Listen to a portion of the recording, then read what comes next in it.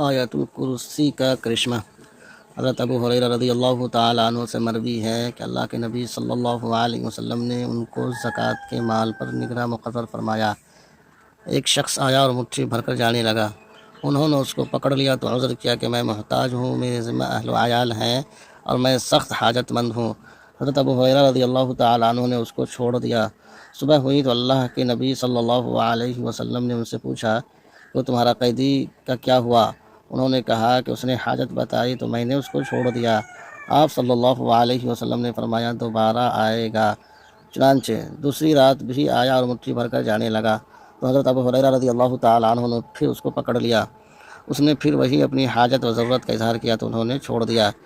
نبی کریم صلی اللہ علیہ وسلم نے صبح پھر پوچھا اور حضرت ابو ہریرہ رضی اللہ تعالیٰ عنہ نے وہی جواب دیا۔ آپ صلی اللہ علیہ وسلم نے فرمایا کہ وہ پھر آئے گا، اور اسی طرح پھر تیسری رات بھی وہ